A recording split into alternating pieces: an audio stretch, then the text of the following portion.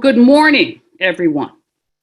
Welcome to the second Citywide Developmental Disabilities Council virtual legislative breakfast. This is produced by the leadership from all 5 developmental disabilities councils and the Family Support Services Advisory Councils. My name is Carlene Braithwaite. I will be your host for this morning's event. I am the mom of a remarkable young man with developmental disabilities named Mark. He's now 29 years old. Mark started his journey in early intervention in a preschool at barely 3 years old. Mark received much of his education in 853 schools. He now participates in a Day Have Without Walls program, and he's a drummer in a jazz band where we live in Brooklyn, New York. In short, his life, as have the lives of so many others, has been enriched by many of the services we will touch on this morning. We are all here to learn about all the important issues confronting services for people with developmental disabilities and their families. We will hear from individuals, family members, staff, agencies that support us, our legislative leaders, and those in government who are responsible for developing and managing our services. This year, we know that for the first time in a long time, there is much to applaud in the governor's budget. At the same time, we also know that we must continue to work towards sustained, permanent improvements in the system. Many of you will hear about this morning. At the end of the program, we hope to give you at least some ideas on what actions you can take to ensure that the services will continue way into the future. First, the rules. Just a few words. Everyone will remain muted throughout the program except for the panelists. We encourage people to put their questions in the chat. The chat monitors will do their best to answer your questions. If there are questions that we cannot answer, those will be forwarded to the appropriate person, and we will get an answer back to you. People on the phone can contact their DD councils directly with any questions as follow-up. This program is being recorded, so keep that in mind and turn off your camera if you do not wish to be recorded. First, some preliminaries, but very important ones. As we all know, it's now almost 2 years since COVID attacked our city, our nation, and locked down many of our programs.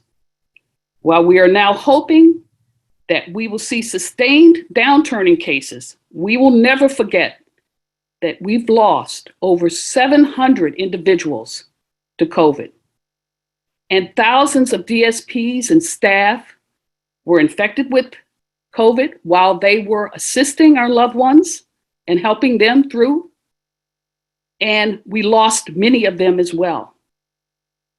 I would like to ask everyone here assembled to join us now for a moment of silence as we remember all the beloved members of our community that we have lost in the past 2 years.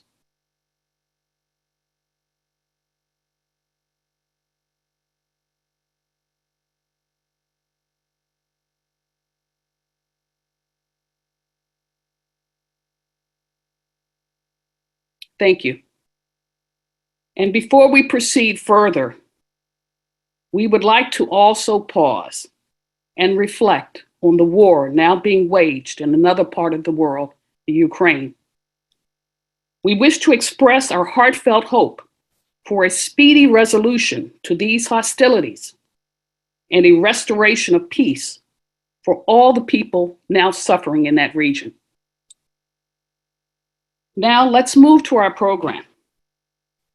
We'll start this morning with our state and local government leaders who are responsible for delivering our services. Our first speaker will be our newly confirmed Commissioner of OPWDD, Ms. Carrie Neifeld. Commissioner Neifeld, from all of us, welcome and congratulations.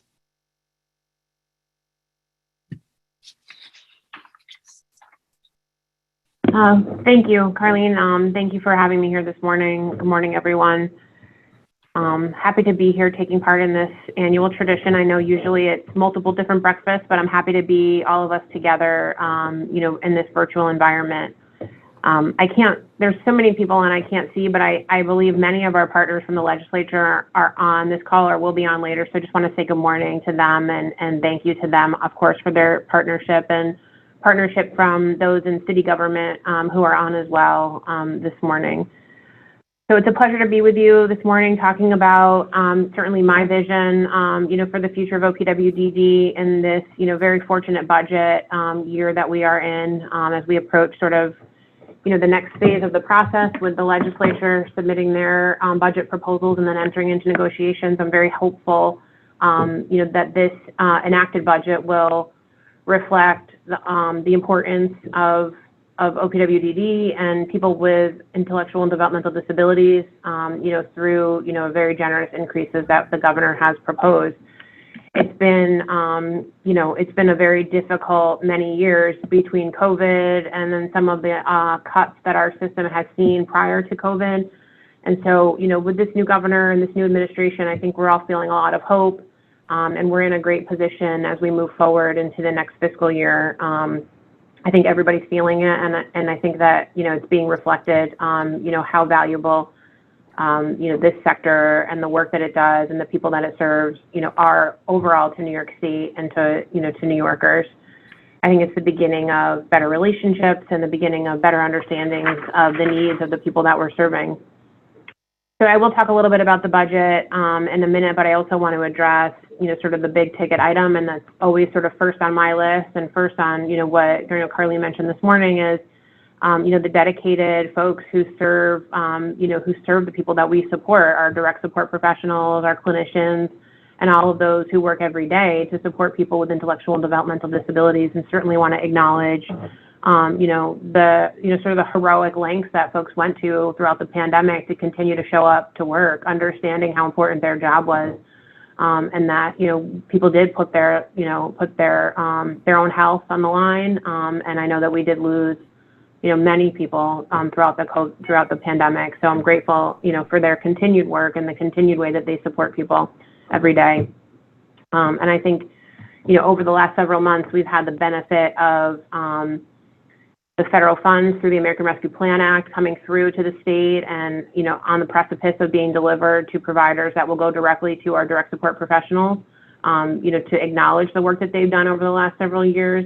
And we're hopeful with the investments that the governor has proposed in her executive budget proposal that we'll continue to see positive trends in staffing so that we can continue on to do the very great work and to have conversations about how we can do better and create more progressive models of service and supports for the people, that rely on the supports and services from OPW and our providers. So a few highlights from the governor's budget this year. Very proud of the proposal that the governor has put forward this year. Overall, it increases OPWDD's budget for supports and services by close to $500 million, which is a 12% increase over last year's budget. That's the kind of growth that our system hasn't seen in many, many years. The budget dedicates funds directly to workforce shortage, more than $300 million for several initiatives, which includes a 5.4% cost of living increase for our providers that will help them keep pace with the increased cost of doing business. I know that there has, with the exception of last year's 1% increase, there has not been a COLA in many years. So this is something that I know that our providers have been advocating for and are excited to see in the budget, and we're excited to support that initiative. The governor's budget also proposes to provide recruitment and retention bonuses to our staff, not just direct support professionals, but also our clinical titles as well, of up to $3,000. Per employee based on the number of hours that they work and their status, whether it's full-time or part-time, and how long they've been with the organization. That would be for providers, voluntary staff in the voluntary sector, and also state-operated staff as well. So we're very excited about that. And like I said, the first of the ARPA funds that were approved in November by the federal government are expected to be in the pockets of our providers, very soon, within a matter of weeks, and we're very excited about that being a first infusion in advance of the budget being enacted. Some other important budget items, $23 million to address the cost of developing, accessing, and maintaining housing opportunities for people with developmental disabilities. This includes $13 million to increase the housing subsidy that's made available through our ISS program. So it's a housing subsidy for folks who live in the community. This will allow us to keep pace with the fair market rate that is set by HUD every year, and we're very excited about this. It's been a long time since there's an increase in that. And housing opportunities for the people that we support and serve is absolutely one of our top priorities as an agency, and you'll see it reflected in our strategic plan when that comes out. It was certainly feedback that we received from our stakeholders as we were doing our stakeholder engagement around the 507 plan, that people wanted to see more opportunities in the housing and residential system, alternatives to supervised IRA, and we're very focused on making some of those alternatives a reality. And so I see this as a really important step, at allowing people, a rate that will really allow for community access and integration. Budget includes $15 million in new capital funding to continue to support the agency's efforts in supportive housing. As in prior years, the budget includes $30 million in new state resources to support new services for OPWDD eligible people. As new individuals come into the system, our budget is increased every year to make sure that we have available supports and services for those individuals. I think historically we've grown at a rate of around 2,000 or so new individuals every year being authorized for OPWDD services, and so our budget reflects that increase on an annual basis. To improve employment opportunities for people with developmental disabilities, this year's proposed budget includes more than $2 million for employment training opportunities. That $2 million will be provided to the field through grant opportunities to help our providers provide training that is not already covered through our Medicaid programs. So this would be like skill development training, other opportunities to help individuals be ready to enter employment opportunities. That $2 million will grow to $10 million, and we're very excited about that, and we see it as an opportunity to fill some of the gaps that we don't already provide or that are not provided by the state education department. And like I said, that will grow to $10 million and will be, it will go out through a competitive procurement, so we're very excited about that. Some additional investments are $10 million to cover the cost of assessing and reassessing children who are accessing OPWDD services, $20 million to modernize our own technology platforms here within the agency, which I know is something that a lot of stakeholders have talked to us about. $5 million to expand the availability of crisis resources that are designed to support people living at home or independently in their communities when they are in crisis. Additionally, something we're also very excited about, to enhance the coordination of services and supports across multiple agencies.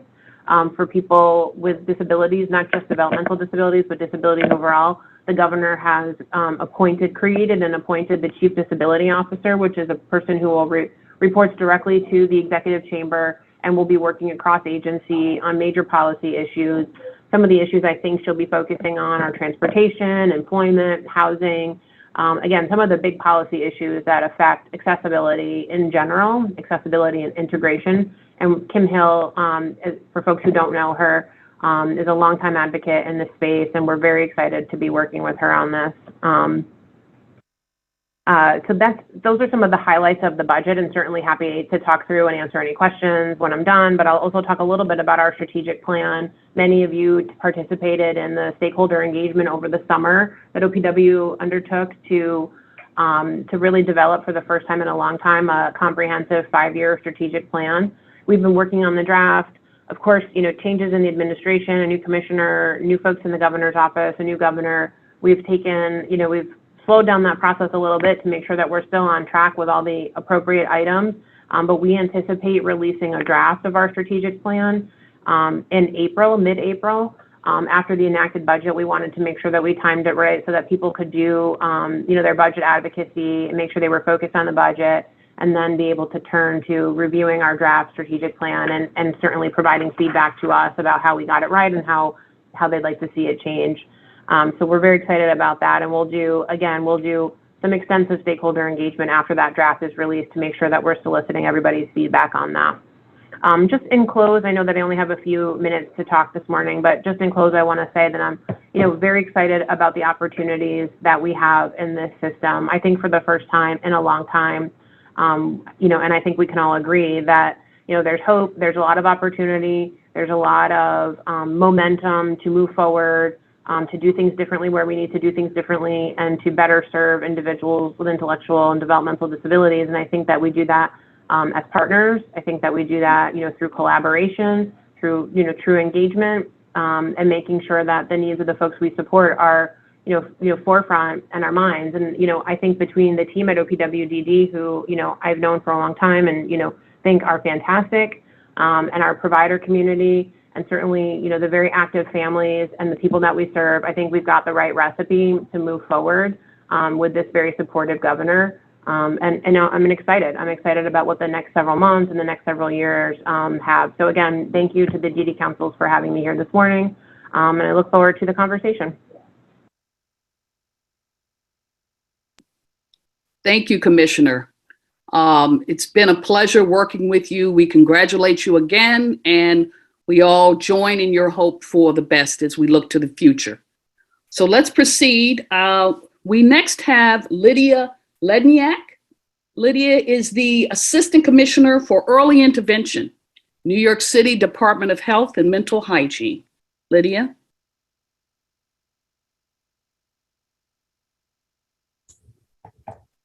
Good morning, everyone. So my name is Lydia Ledniak. I'm the Assistant Commissioner for the Bureau of Early Intervention at the New York City Department of Health. First, I'd like to thank the DD Councils for inviting me to give remarks again at your virtual forum. And I just think it's so important how you have brought all of the councils together and really amplified the voices of the DD community in this way. I find that it's been extremely effective. So we at the New York City Department of Health share your goals of providing children birth to 3 with developmental delays or disabilities and their families with the services that they need as early as possible. And to ensure that these services continue to be available to all New York City families who need them. Throughout the pandemic, the New York City Department of Health has responded quickly to the changing needs of families and providers. Currently, the New York City Early Intervention Program is offering a flexible service model where in-person and teletherapy services and evaluations are available and are being delivered based on the unique needs of the children and families that we serve.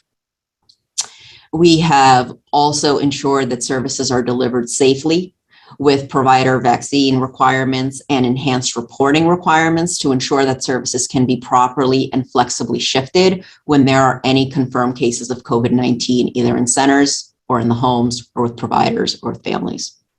We've been very effective in this. We have intervened in nearly 1,000 cases to ensure that services continue to be delivered even when there are confirmed cases of COVID. During the pandemic, as we all know, life changed. And as a result, we saw fewer families and children going to pediatric visits and to in-person childcare. And as a result, we saw a drop in program referrals in the spring of 2020. We closely tracked this, reported this, and we put measures in place along with providers to ensure that healthcare, childcare, and community-based organizations were all aware that early intervention services were available and are available now, and that they are critically important. Due to these efforts, we are continuing to see a recovery in the New York City Early Interventions Program referral and program participation numbers. Throughout 2021, we have seen a 10% increase in the number of children referred to the program from 2020. And based on early information from 2022 and additional outreach strategies and partnerships that we're putting in place, we are projecting additional increases in referrals and program participation to ensure that the New York City Early Intervention Program reaches our pre-pandemic program referral and participation levels. This is critically important to all of us. 2020 promises to be a very important year for the Early Intervention Program. We're very happy to see that the governor signed the Covered Lives Bill at the end of 2021 to require commercial insurance companies to pay an additional $40 million each year to cover a portion of the costs of early intervention services. However, it is important in terms of how this measure is actually going to get implemented. We want to ensure that this is implemented in a way that doesn't negatively impact cash flow to municipalities. And we will also need to make sure that this doesn't disincentivize the delivery of services to the Medicaid population. We are also anticipating the implementation of the state's new case management system called the EI Hub, which we hope will be implemented when municipalities and providers have had a full opportunity to participate in the process to ensure a seamless experience for children and families who we serve. I wish you luck with your legislative breakfast and all of your 2022 advocacy activities. Thank you. Thank you, Lydia. Now we move to Janice Chisholm. Janice is with the Department of Health and Mental Hygiene. She has been a steadfast partner, assisting us in gathering resources for COVID during these last 2 years, and spoke to us last year as well. Janice? Commissioner Neifeld, legislators, city and state colleagues, Borough Council members, and all stakeholders. It is my honor to join you from the City Department of Health, the Unit of Developmental Disabilities, at today's citywide legislative breakfast. I'm Janice Chisholm, and I lead the department's efforts to support individuals, families, and service providers in the DD system of care in New York City. I'm grateful for the opportunity to listen and to learn from you about how best to meet the service needs of individuals with intellectual and developmental disabilities in New York City.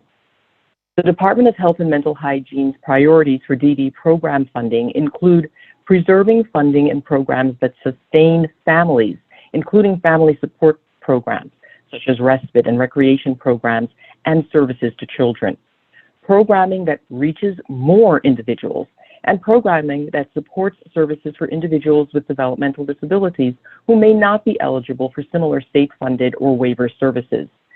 As such, the Department of Health and Mental Hygiene DD unit oversees more than 70 programs providing services to individuals and families supported by state and city funding. The majority of our programming is family support, including recreation, after-school and weekend respite, and camp programs. We also oversee the Autism Initiative, which funds community-based providers throughout the city to provide parent education and training, as well as recreation programs. And we support a small number of DD clinics and employment programs. The DD councils have been and continue to be important partners, and your advocacy informs our local planning efforts and priorities. In addition, many in the room have been partners to the Department of Health and Mental Hygiene Unit of Developmental Disabilities and our many Division of Mental Hygiene and Emergency Response colleagues at the cities throughout this health crisis. We all know from our work over the past 2 years that individuals with intellectual and developmental disabilities, their families, advocates, and service providers have been particularly impacted by COVID-19. Working closely and continuously, we've convened weekly and sometimes more frequent and after-hours discussions with state partners, providers, associations, advocates, and other key stakeholders. Together, we've worked tirelessly and timely to identify and address many issues and overcome tremendous hurdles to assure services continuity and integrity for individuals with IDD and their families. During the pandemic, the department has coordinated action with state, direct DD service organizations, and other local partners to continuously provide COVID-19 policy updates, enable access to PPE and rapid COVID-19 diagnostic tests, and facilitate access to COVID-19 vaccines, boosters, and educational materials. To learn about COVID-19 impacts in this community, as well as to better understand unmet services needs, we interviewed key stakeholders, including family members, advocates, and providers, convened focus groups, and surveyed service providers. Results from the study will be used to inform our understanding, lead the way for future research and discussions, and contribute to our local services planning activities. We're with you in this most significant time of need as we have been before the crisis, and we will continue to be. We will continue to hear you and coordinate efforts with you to move together so that we recognize, understand, anticipate, and respond to need. We share the enthusiasm in the room regarding state budget plans, particularly around increased funding for services in this area, as well as policy and strategic plans that seem to consider complex, growing, and particular needs of this population. Amidst the many global issues impacting the present time, your work today is ever more important, and we join you to look forward. Once again, thank you for your partnership and looking forward to a productive and successful breakfast. Thank you.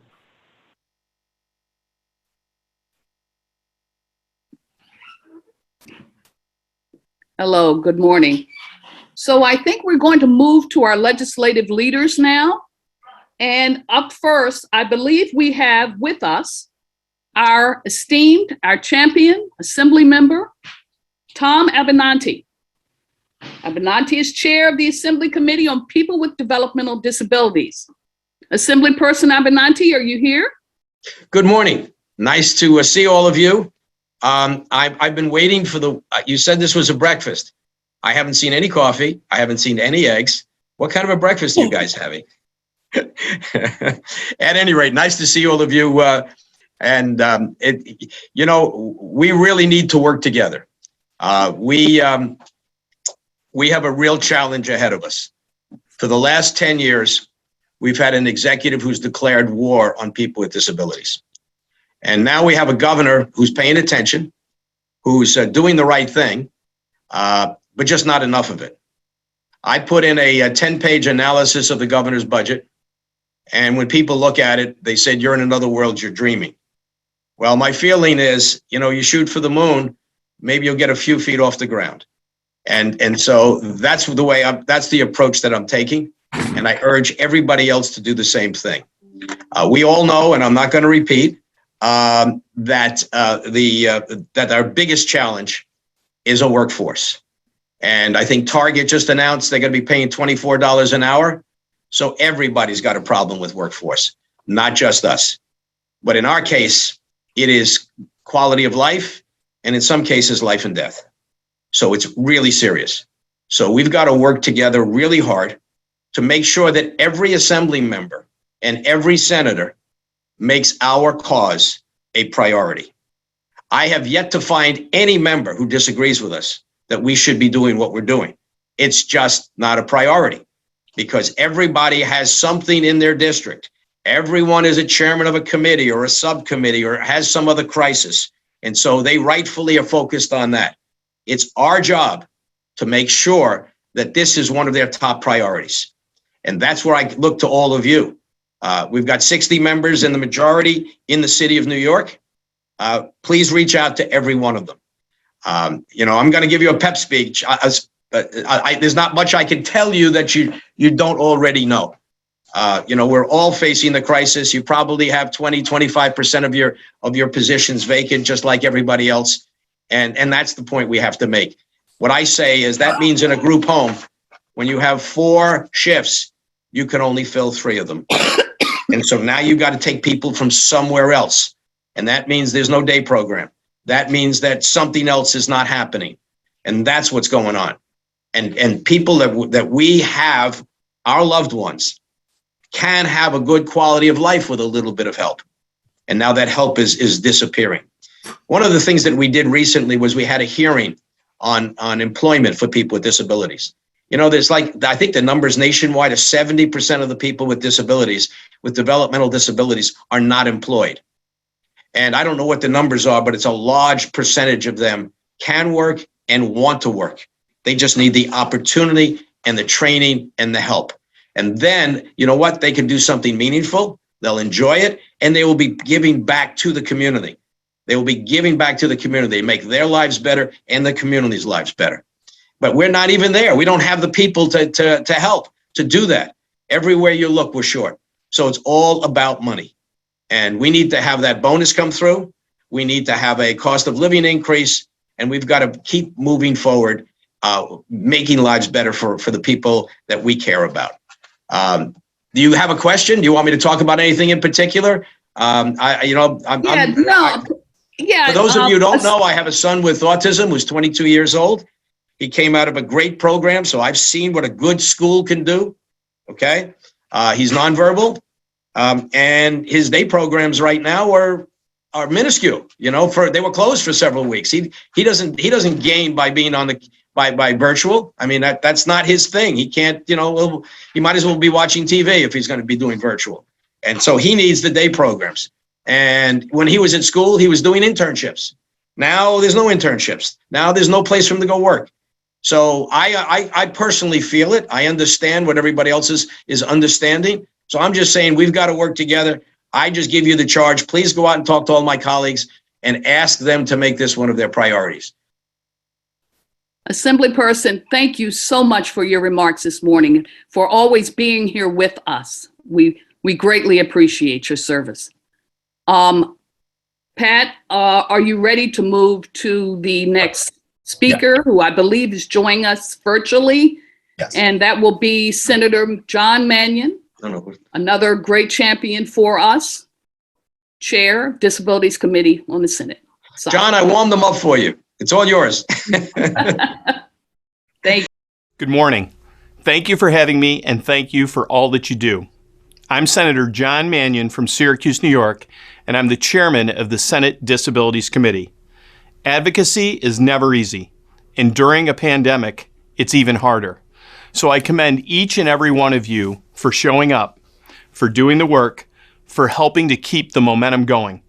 We would not be in the position we are right now without all of the work that you've done and continue to do.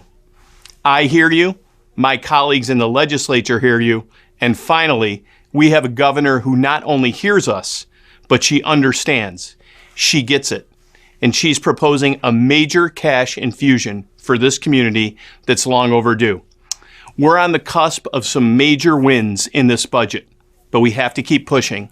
We have to keep fighting for more money for the CDPAP program and others. I'm fighting for better special education services and school funding parity. I'm fighting for stronger housing subsidies and to prevent more program or facility closures, because I know how important it is for people to live where they want to live and be a part of their community. And we need to make sure that every penny the governor has proposed makes it into the final budget.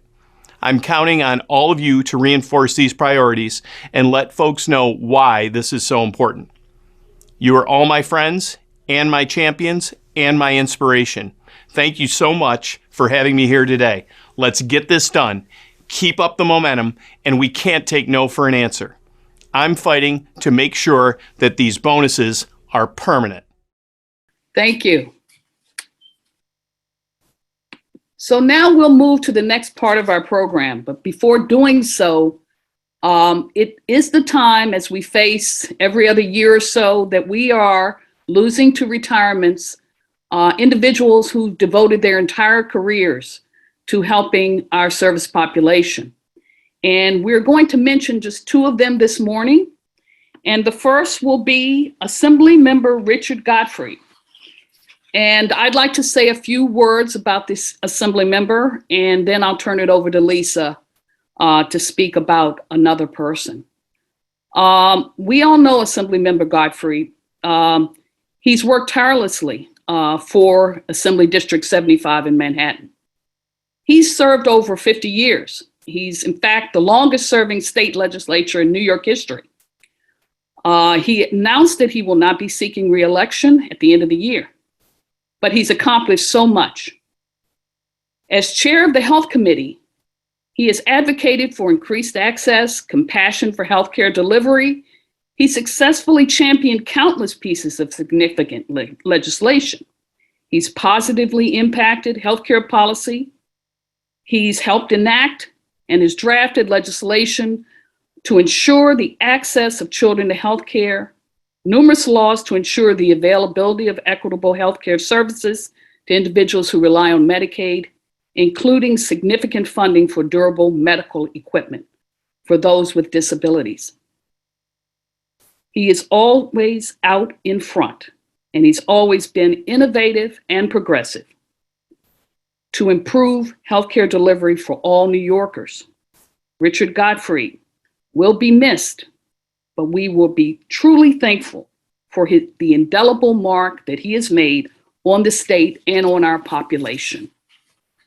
Thank you, Representative Godfrey. So I move now to Lisa. Lisa has an announcement also about another person near and dear to us. Lisa. Hi, thank you, Carlene. Good morning, everyone. Thank you for joining us today. I want to once again congratulate Carrie Neifeld. We look forward to working with you in the future. I would like to acknowledge Tom Makalvana, who many of us know as the Executive Director of the Interagency Council. And Tom has a long career in serving and advocating for people with developmental disabilities.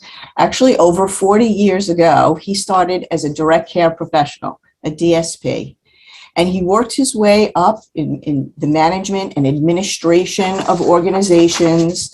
He spent 33 years at LifeSpire, where he honed his expertise on financial management, governance, program delivery, and personal services. He served as the executive director for 6 years at AABR, and he's been with the Interagency Council, which is a provider association, for the past 5 years. Tom also served on the Queen's Council. I'm chair of the Queen's Council, and he was a chairperson of a residential committee of Queen's Council for many years, and he also served as the chairperson of the Bronx DD Council for 8 years. Many of you know Tom as a strong advocate up in Albany with IAC and all the work that he's done in direct program service delivery, as well as advocacy. And at the end of the year, he will be retiring. He will be greatly missed as a colleague, friend, and mentor to many of us. So I hand it over to Tom to give us some final remarks. Good morning, everybody. And thank you, Lisa, for the kind words. And thank you to the councils for this acknowledgement. Yes, as Lisa mentioned, I started in my home borough of Queens and the residential committees, and later worked with advocates also on the Bronx DD Council. I don't know if folks know that the DD Councils really arose out of a participatory government initiative through New York City charter revisions back in the 70s. And my friend Joanne Seeger could probably give you a little history on that one. But with all the activities and the events that the councils do each and every year, and for all the dedication that you folks all show, these legislative breakfasts are the signature events that occur. And the work of smart, committed people really is a testament to this community's unity and strength. I've learned so much from parents, self-advocates, and my provider colleagues working together in this cause and this movement on behalf of people with intellectual and developmental disabilities. As they say, if we don't raise our voices, who will? Once again, we're very fortunate to have had our champions in our legislature, and I shout out to all of them who are attending here today. And now, finally, we have an advocate in the executive chamber.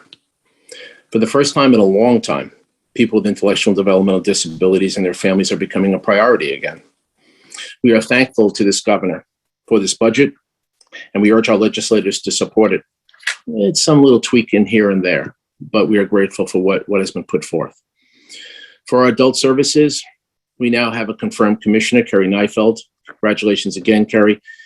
She's already demonstrated her willingness to listen and learn from all of you and work in shaping the services and supports to make sense for today and are funded as they should.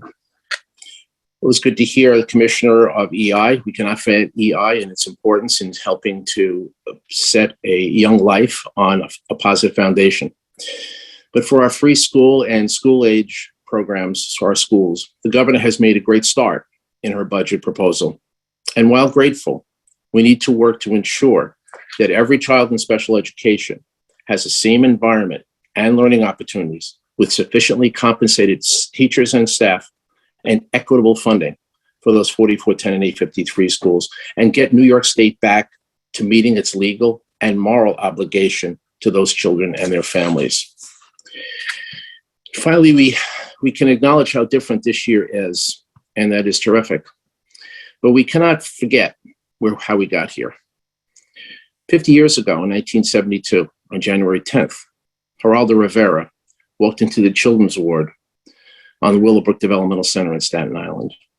And the world saw how a system could so horribly and devastatingly fail people with developmental disabilities. We certainly saw those films. Many of you maybe weren't around at that time, but certainly maybe you see it. I've seen them and the horror it brought.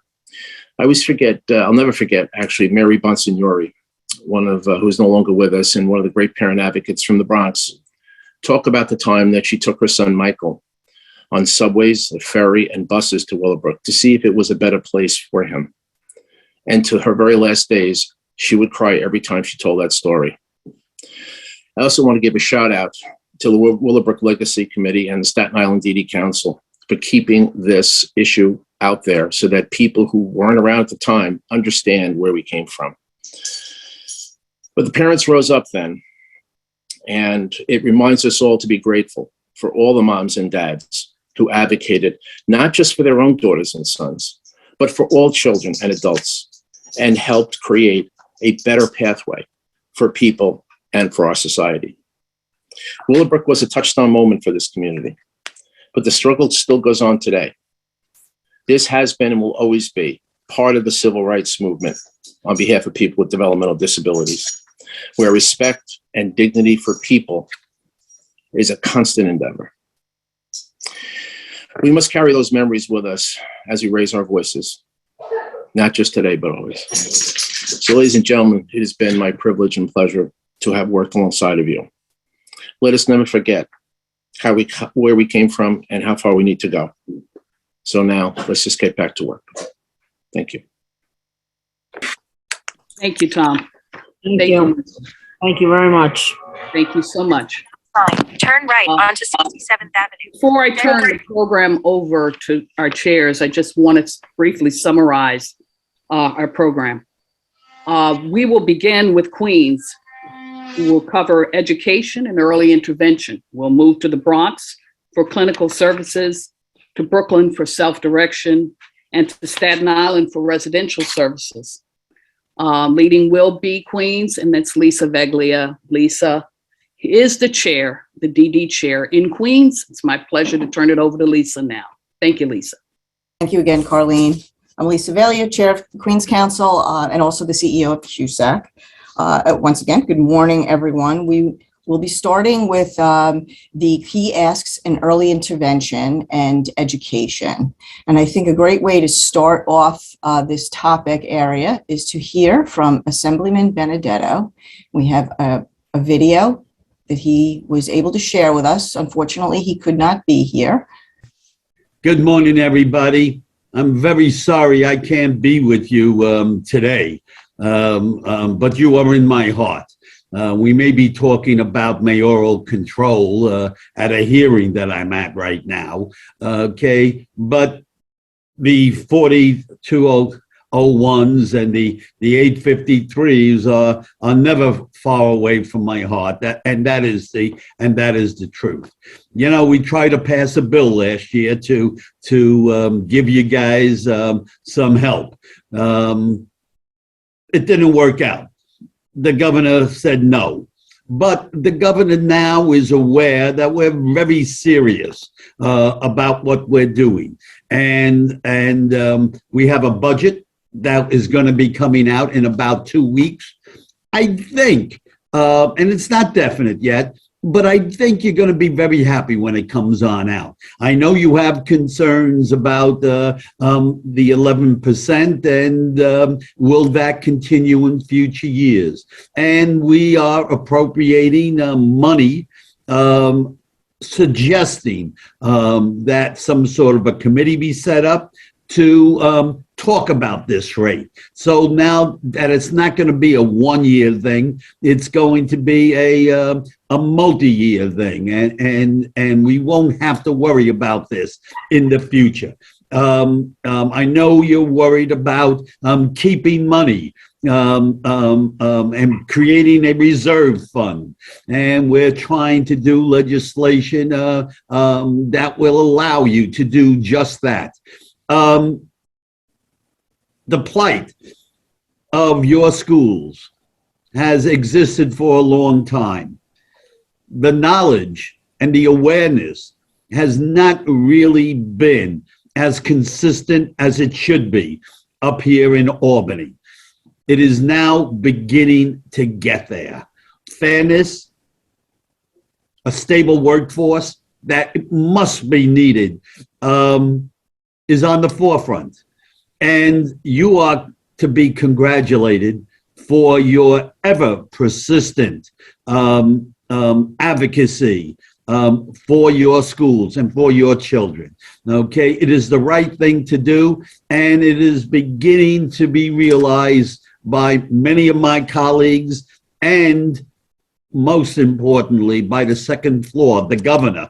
Okay, that this is a great need, and we have to fix it. So we will continue to endeavor. I think we'll see some major strides in the budget that will come out in 2 weeks, and that you will be heartened by it. And I will always be there to advocate for you. Have a good breakfast, enjoy, and I'll see you soon. Bye-bye. So the Assemblyman has always been a supporter of our education programs. He's come out to some of our schools and presented, and he supported the bill. He actually wrote the bill for the parity bill for tuition for our schools, which he referenced in his video, that unfortunately the governor vetoed. However, she has committed to giving 11% in 22-23 school year for our 4410s and 853s, which is an historic investment in our education programs. And when he talks about us potentially not realizing that 11%, we're going to get into a little discussion about that, and Chris is going to go into some of the details. But essentially, the way our rate methodology works is that unless we spend it, we don't get that full rate. And because of staff vacancies, many providers may be at risk of losing that 11% or never realizing it because of the staff vacancies. And before I hand it over to Chris, in the chat, we will be putting some action items. We have a one-click letter that has already been posted in the chat, which covers all of today's budget priorities. And we will be emailing it to everybody as well who joined today. And I know the councils will be getting it out to their membership. These are easy one-click letters. And then we have also a sign-on letter specifically speaking about the education issues, and we'll be putting that up as well. So I'm going to hand it off to Chris Trieber from the Interagency Council to discuss more. Thank you. Hi, good morning, everyone, and thanks, Lisa. So I'm going to talk about early intervention, and I'm going to talk about our schools. And first, I'd just like you to look at this picture. I searched the internet last night. I put in early intervention, and one of the pictures that came up was this.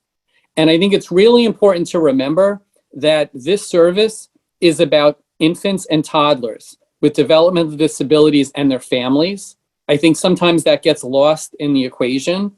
These services are provided at the most critical time when they can make the greatest impact on the lives of children. And that's why it says early intervention changes lives. It does. You would think New York State would understand that, but for almost 20 years, early intervention has received no rate increases at all. And in 2 of those years, they actually had rate cuts. There have been really no increases at all in early intervention. And the result of that is that providers today are getting paid pretty much what they got 20 years ago or more, or even less in some cases. We are asking for an 11% increase in rates for early intervention. There was no increase recommended in the governor's executive budget, so we're asking the legislature to put forth an 11% increase because it really is absolutely needed for early intervention. 11% is a bargain when you think about it. 20 years of nothing, 11% doesn't even equal 1% a year. But I can tell you 2 things that I know, especially because yesterday the State Early Intervention Coordinating Council had a meeting, and they started by giving some more numbers about kids. Between 2019, 2020, and 2020, 2021, there were 10,000 fewer children receiving early intervention, 10,000 statewide. And when you look at the savings in that time, the state saved way more than 11% to be able to invest it in our schools. We also have to thank Assemblymember Gottfried for being a champion and his tenacious advocacy to ensure that eventually we got the Covered Lives Bill. This is bringing $40 million into the state from the insurance companies to pay for commercial insurance services under early intervention. So the state has money to do this. And I just like to point out, people say, you know, has this really impacted services? Well, yes, because of the data presented yesterday. In 2019, there were 15,297 rendering providers in early intervention. Today, there's 12,934. And when you look at the agencies providing services, there were over 900 agencies. Now they're down to almost 800. So who's getting hurt by all of this? The children. The children and families who can't find services for their kids. So we are definitely demanding that the state put 11% in a rate increase for early intervention. It's long overdue, and certainly children are entitled to it. In terms of education, before I get there, I just want to give you a quote. This is a quote from Nelson Mandela, and I think it says an awful lot about our children.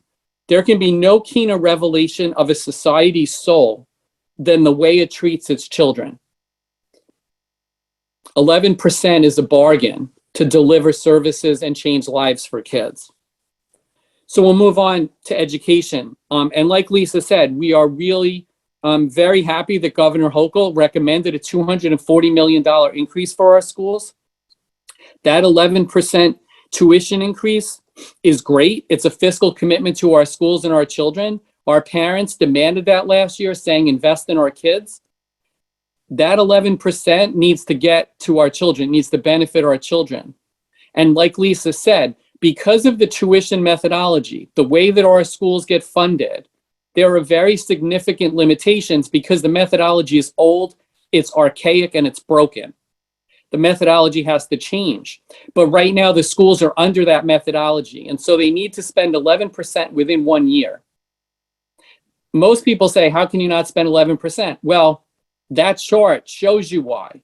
Because we have vacant teacher and teacher assistant positions that can't be filled. If you look at the chart and you look at some of the vacancy rates and how they've climbed over years or stagnated, a bunch of years ago in the red, you could see those rates were really low, and now we're up to 30%, 35%.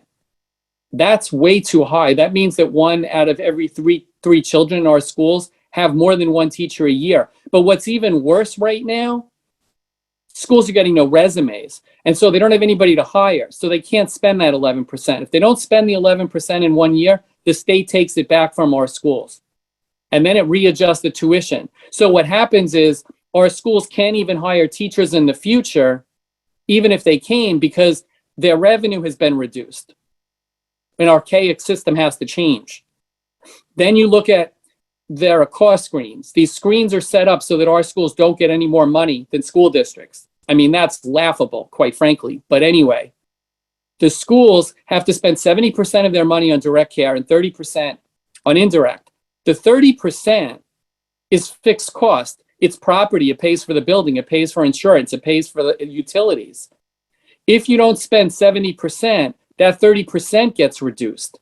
Because our schools are unable to hire teachers and teacher assistants and they have vacant positions, they're not spending that 70%.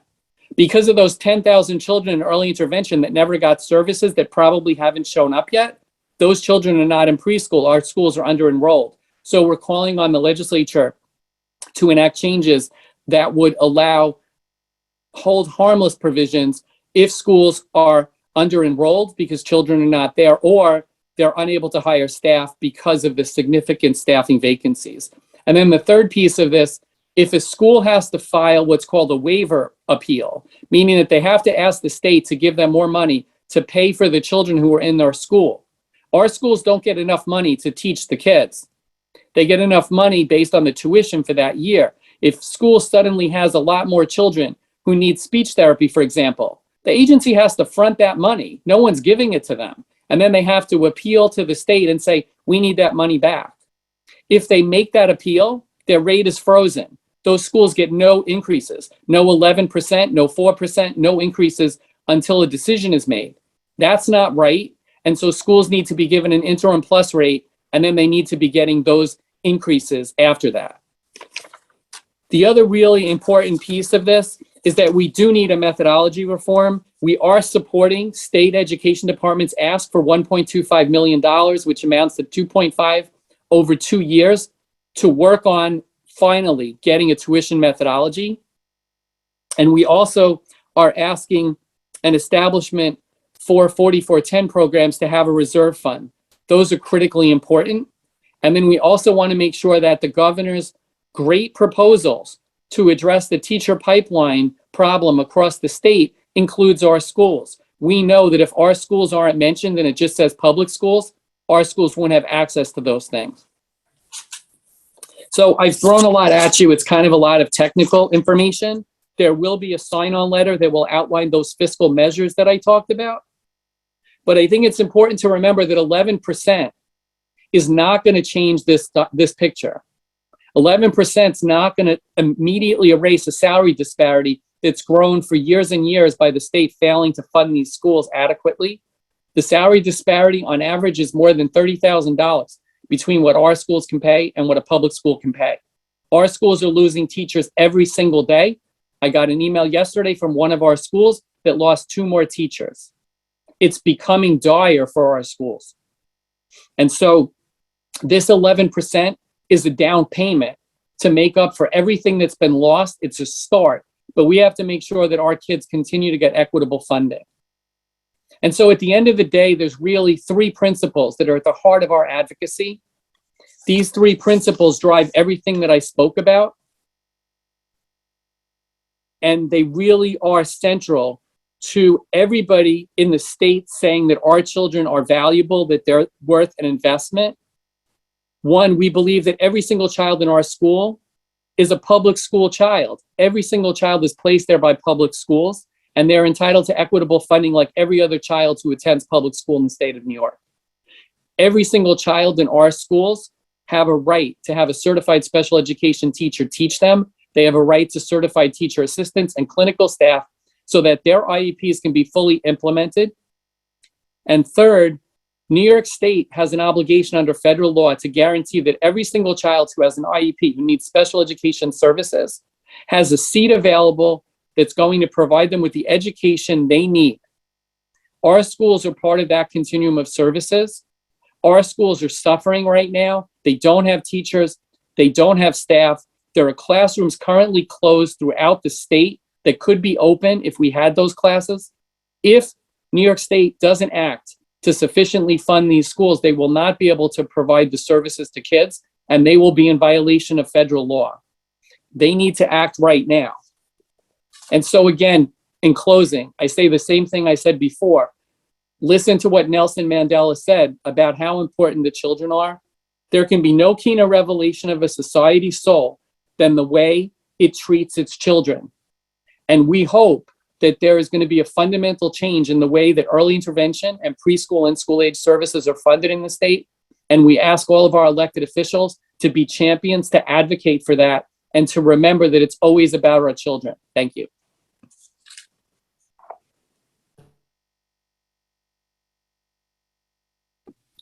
Thank you. Thank you, Chris. So we'll move now to the Bronx. Joanne Siegel is with us, and she's going to speak as the chair of the DD Council in the Bronx about clinical services. Good morning. Over the years, we have been doing this legislative breakfast, and with regard to clinical and medical services, we have suffered for the last 20 years. In 2004, we saw a tremendous loss of funding for durable medical equipment. But today, what I'm going to talk about, in addition to the cuts that, or the lack of funding for Medicaid clinical services, we're focusing on one issue, and that is we are requesting an end to the 2011 Medicaid redesign team cuts to Article 16 clinics. Article 16 clinics are licensed under the New York State Department of Health and administered by the Office for People with Developmental Disabilities. Article 16 clinics were developed to provide diagnostic and treatment services for individuals with IDD because other healthcare providers could not or would not serve them due to their complex medical needs. Although Article 16 services were not supposed to be included in the 2011 Medicaid redesign team discussion for Medicaid cuts, that did not occur. We were hoping that because the individuals we serve are a very vulnerable population, they would not be included in the MRT cuts. But these clinics were included. When services for Medicaid were given a 2% cut across the board as a result of the MRT recommendations, the Article 16 clinics cut was not 2%, but what happened was they were reduced to provide payment levels by capping the number of annual visits an individual could receive for OT, PT, mental health, and speech and language services. In essence, penalizing an individual with more severe physical and medical disabilities, and penalizing the clinic if they exceeded the discipline threshold. These clinics would then have their entire clinic reimbursement rate reduced by 5%. So with this in effect, the number of services for individuals were limited, as well as the number of services that a clinic could provide overall to the people it would wish to serve. DOH has long misunderstood individuals with developmental disabilities and their often complex physical and medical needs require long-term therapies to maintain their health, safety, and prevent death. Frequency of therapies must be based on an individual's diagnosis and need that is prescribed by their physician. It is reviewed every 6 months or more frequently if necessary, not based on an arbitrary set of number of visits. Fast forward, in fact, the Medicaid redesign 2% cut was restored in 2015, but the limits on Article 16 patient treatment visits and thresholds currently remain in place. We are hopeful that the governor and legislature will work together to repeal MRT number 26 cuts because it impedes access to critical healthcare services, discriminates against individuals with complex disabilities, is unnecessary, and threatens the fiscal viabilities of clinics that serve these people with the highest needs. So our recommendation is to repeal Medicaid Redesign Team Recommendation 26, Part H of the Chapter 59 of the laws of 2011. With that, I would now like to introduce Danielle Lanzetta, a self-advocate, who will talk a little bit about her clinical needs. Thank you, Joanne, for that introduction. As Joanne said, morning everyone. As Joanne said, my name is Danielle Lanzetta, and I am an individual who was born prematurely, weighing only 1.5 pounds at birth. Due to this, I developed a condition known as cerebral palsy spastic quadriplegia, which was diagnosed at 1 year of age. Due to the severity of my condition, I receive services through OPWDD, including care coordination through Advanced Care Alliance, community rehabilitation through SCIP of New York. I receive clinical services through the Rose F. Kennedy Children's Evaluation and Rehabilitation Center, CERC, at Montefiore. And in addition, I also receive home health aid services through Rain Home Attendant Agency. Throughout the scope of the pandemic, one major problem has been trying to obtain both physical and occupational therapy services, both consistently and on a regular basis during and even before the pandemic. I need occupational and physical therapy to maintain my body's function level. Without it, I have severe pain, and it is literally causing me to regress in major aspects. I'm going to be perfectly honest with you. We cannot have these cuts to services. Because of these cuts, I am physically regressing at a rapid pace. While I have a quote unquote normal mental and verbal capability, my physical ability is rapidly decreasing, and it's causing me to regress to the physical capability of a 4-month-old infant. I no longer have the ability to hold my head up effectively. I am experiencing severe neck pain due to cervical spine issues. And as I'm speaking to you right now, I'm literally holding onto the table in order to maintain my upright posture. Hang on one second.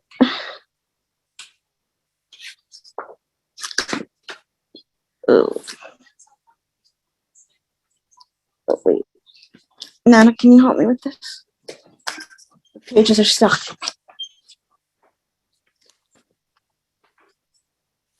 Sorry about that. Let me get that.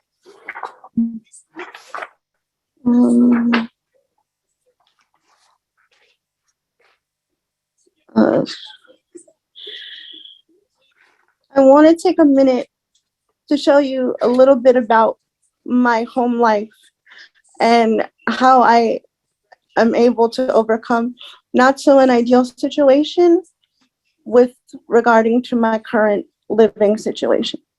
Joanne, if you could play the video, please.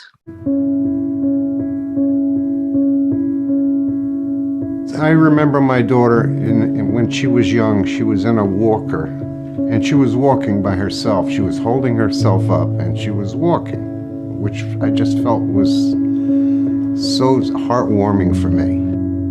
When she lost all that, not only did it hurt her, we could have had a normal life, but our lives have been changed because of that. Danielle was born at 26 weeks and was born at 1.5 pounds. She was not supposed to survive. You knew she was bright. She was tracking the tags on the respirator and she was trying to get up. And from then on, it was all downhill. I was born with cerebral palsy, spastic quadriplegia, and I was diagnosed at 1 year of age. I can't dress myself. I can't bathe myself. I can't toilet myself. Without early intervention, I don't know where I would be. I would be so much worse. Because of the CP, I require OTPT, nutrition, and physiatry. If I don't do this, the pain level is excruciating to the point where I can't function. They are not covering basic equipment that we need that's known as durable equipment. On my wheelchairs, I need headrests, I need harnesses to hold my head up. Right now, both of them are broken. And as you could see right now, I'm having trouble holding my head up because the muscles in my neck are so tight that it's pulling my head down. I'm hoping that our politicians will see the light and try and help these children before they become adults. With the politics the way it is today, they could be devastating to those peoples and their families.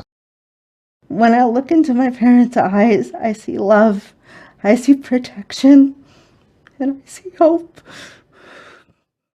Danielle, thank you for your presentation. I want to introduce our next speaker, who is Assemblyman Jeffrey Dinowitz, who represents Assembly District 81, a longtime supporter of services for people with IDD, and who has diligently co-hosted our Bronx Legislative Breakfasts every year. He sits on 6 assembly committees, including Health, Ways and Means, and chairs the Committee on Codes. So Assemblyman Dinowitz, I hope you can join us. I can. Thank you. Good morning, everybody. Thank you very much, Danielle. I think your story tells it all, and all people have to do is listen to your story to know what the right thing to do is this year with the state budget. And thank you, Joanne, for your longtime advocacy. You know, I've been coming to the Bronx Breakfast since I was elected, and I was elected quite a while ago. Since I was elected in '94. And I don't think I've ever missed a breakfast. And, you know, we had a group of people in the Bronx, Dorothy and Bill Stone, Anna Mae Vena, Mary Bonsignor, Mary St. Mark's. They're not all with us now. And I see only Dorothy on the participants list today. So hello, Dorothy. But it's people like them and advocates who really made a difference in people's lives. You know, I've looked at the position papers, both in terms of legislation and in terms of the budget, and I think we know what needs to be done. I think this is probably the first time in a long time where we're not starting out in a really bad place. I'm not saying things are great, but I think Governor Hochul has in the budget done a lot of good things, made a number of good proposals that really will make a difference. We're not all the way there. There are still things we have to push hard for in the budget. You know, when you're talking about, the Medicaid redesign team issue that Joanne mentioned a little while ago, these are important issues. But the starting point this year is much better than where we have been in the past. But it's not the end point. The end point is when we vote on the budget on March 31st. And I am hopeful with your advocacy and with our work that we can move things in the right direction. And, you know, without getting into all the specifics here of the issues that have been raised, because, I mean, you know the issues best, but, having looked at it, there's really nothing to disagree with. But I will say this. Every year when I went to the Bronx Breakfast, I was always amazed by the size of the crowd, the commitment, the determination. And today I'm looking at, the list. There were about 550 people on the participants list. To me, that's how you get things done. You know, we have to push in Albany, but your pushing, your advocacy really makes a difference. And having a large group of people who work hard and who stand for what's right, to do the right thing, is how important things get advanced in Albany. So I just want to say thank you to all of you, because we know, that we wouldn't have even gotten to the point we are now, not that we don't have a lot more to do, but we wouldn't have even gotten to this point without the incredible work by so many people. And it's truly made a difference in the lives of countless New Yorkers. You really are doing God's work. And I, for one, want to thank you on behalf of my constituents, on behalf of the people of the Bronx and the entire state.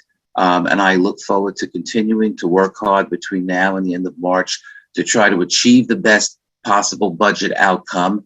And I'm really optimistic this year. I can't even explain it, except I just think we're in a better place. So I feel good. We're not going to end up with a perfect budget, but it will be better than we've seen in the past. So I hope that we can report by the end of March, by the beginning of April, that we've achieved a lot of these goals, and I will continue to work towards them. So thank you all very much.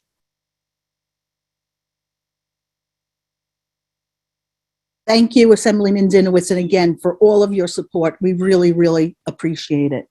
And now I would like to say we have a recording from Senator Gustavo Rivera, who is a longtime supporter of services for those with IDD. He also has a brother who has an intellectual disability.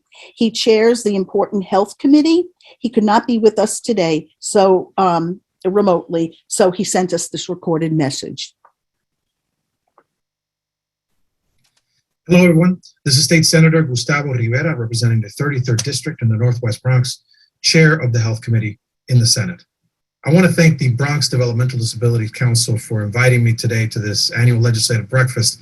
And I'm hoping that this is the last time that we have to do something like this virtually, and that we can see each other in person again real soon.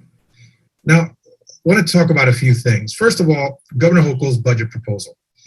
This one is very different than the ones that we've seen in the past. And unlike past budgets, it is certainly focused on investing in multiple areas of healthcare, including on programs that children and adults with developmental disabilities rely on. And I'm fully aware that nonprofit organizations across the state have been going through very hard times these last couple of years. And the COVID-19 pandemic only exacerbated these problems. So I am supportive of many of the proposals that the Developmental Disabilities Council is championing. Let's talk, for example, about the bonuses. Now, I'm certainly very appreciative and supportive of the idea of giving bonuses to our healthcare workforce, but we do need to reconsider. We need to consider how we can make this a more permanent financial solution to address workforce shortages. I believe that if we paid many of these healthcare workers more fairly, that we could actually do a lot to stabilize the workforce. That's why I'm supportive of legislation that would increase wages and benefits for our essential workforce. And we also know how critical early intervention is for babies and toddlers with developmental delays and developmental disabilities. And this is why I know that these services help many children meet developmental milestones that they would otherwise not be able to achieve. However, the reimbursements for early intervention rates as a whole have not been raised since the 1990s. So I am the sponsor of S5676, which is a bill that will direct the Department of Health to conduct a study and prepare a report on reimbursement rates in the early intervention program. Now, as Chair of the Senate Health Committee, you have my commitment that I'm going to work alongside you, as I've done in the past, as we fight together to adequately fund and fight for the resources that we need to ensure that you're able to continue to do the work, the critical work that you do every day. So the many families and individuals with intellectual and or developmental disabilities in the Bronx that you serve every day deserve that fight that we do for them. So I thank you for the invitation.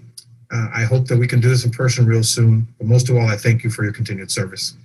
Take care.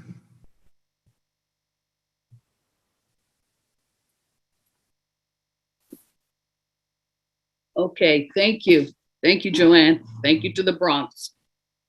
Before we move to Brooklyn, we wanted to stop and briefly acknowledge some of the additional members of the legislature that we see here.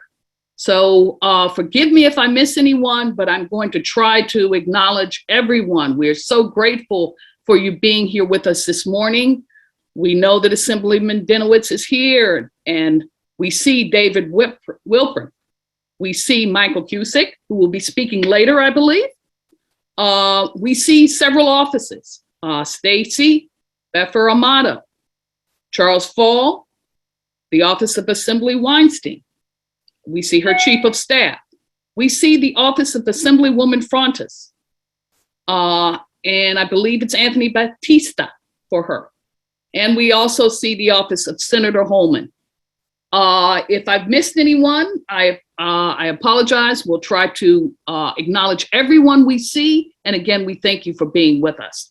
So let's move right forward to Brooklyn. I believe we have Joyce Levine, who is DD Council Chair for Brooklyn. She will be talking about self-direction in her section. Joyce, turn it over to you. Okay.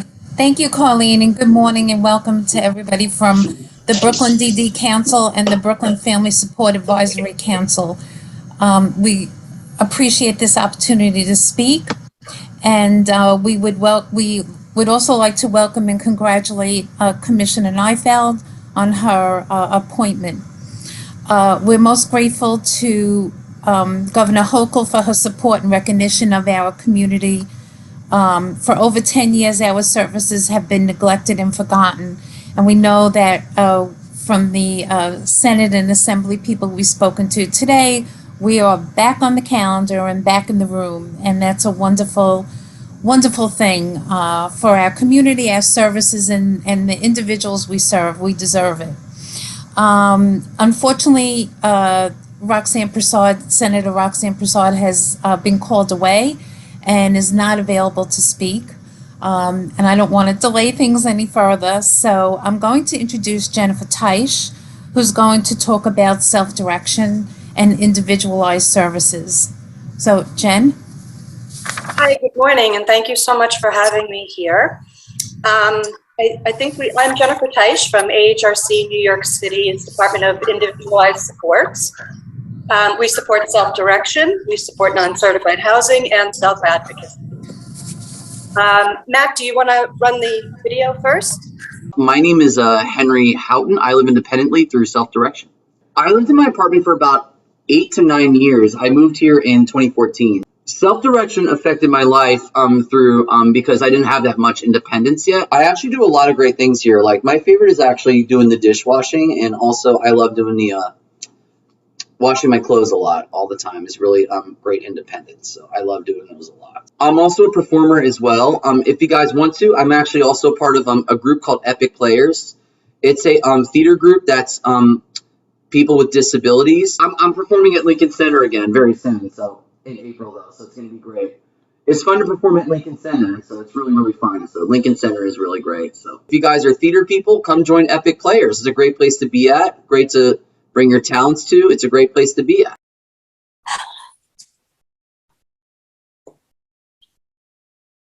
Hello, my name is Janice Bartley. Today I want to share a story about my journey in getting an apartment and living a life of my choice. One of my biggest accomplishments that I am most proud of is when I moved from under my parents' roof and built a life of my own. I wanted my independence, and I also knew my parents wouldn't be around forever. I had total freedom for the first time in my life, and I loved it. I could even walk around the house naked if I wanted. But for many years I was stuck in a building with a faulty elevator. I lived on the 6th floor, and over the years there were many times when I got either stuck outside my home or trapped inside my building and had no way to leave unless family members came and carried me up and down the 6 flights of stairs. This meant many days of missed work, not to mention intense frustration and fear of being trapped, and every time I smelled smoke I would worry about what would happen if there was a fire. The situation was not just a hassle, it was unsafe. It seemed like I was faced with challenges after challenges. It took a long time to find the apartment I'm in now. Imagine having to find a new home that is not just affordable, but also accessible. And not only was I looking for an accessible apartment, I was looking for an accessible community that met my needs. That's difficult to find anywhere, and especially in New York City, where only 1 out of 5 subway stations are accessible and nearly all buildings have at least 1 step to enter. It's now even harder because the housing subsidy is too low to pay for most apartments. It's less than half what most people pay for rent and hasn't changed in years. The costs of everything keep going up, and we need more if we are still going to have places to live. Dealing with the COVID situation is very stressful and shows how much of a difference independent housing makes. I feel like people with disabilities are set up to fail because the lack of funds on top of prices that skyrocketed overnight. To have meaningful lives and maintain what we do have, we need the funds to go up as much as the costs have. Please help us to be successful, not failures. Please, help us, please. Thank you. Thank you, Henry and Janice, for sharing your little stories. So self-direction gives a person the freedom to develop their own life plan. People choose the supports and services they want, how and why they're provided, and what agencies they want to provide them. It promotes opportunities for community living and becoming a valued member of your neighborhood. This methodology has enabled thousands of people across New York State to do so. Keeping this funding stream available is such an important way to promote people with intellectual and developmental disabilities to live the life of their choice. Within that funding methodology, there are ways to promote more people to be able to access this. Self-direction is up to 19 different funding streams, each with its own rules and regulations. Managing a self-directed budget can be a very complicated process. Most people have either a family member or paid supports to assist them to do this. Simplifying the process of self-direction would open it up to a lot more folks who would like to self-direct but are put off by the amount of work and oversight needed. The other way that self-direction could be able to reach more people is to improve the housing subsidy, which our commissioner just confirmed is in the works. Yay, thank you. As many people know, the housing subsidy has not been increased since 2012, which has caused several people to be priced out of their apartments as rents go up every year. On top of that, administrating a housing subsidy and supporting people to live in uncertified settings is a very different level of support than supporting someone at home with family. We hope that OPWDD can recognize this and compensate agencies for supporting housing subsidies that's commensurate with the actual work that needs to get done. Self-direction has come a long way since the days of CSS. It has opened the worlds to thousands of New Yorkers that would not be possible without it. It embraces OPWDD's motto of people first. You heard a little bit from Henry and Janice, how this methodology can change lives. Let's keep going with that and bring self-direction to all New Yorkers who want it. Thank you. Thank you, Jen. Thank you. Thank you, Joyce and Jen. We'll move now to Manhattan, where we'll talk about day services and also ComHab.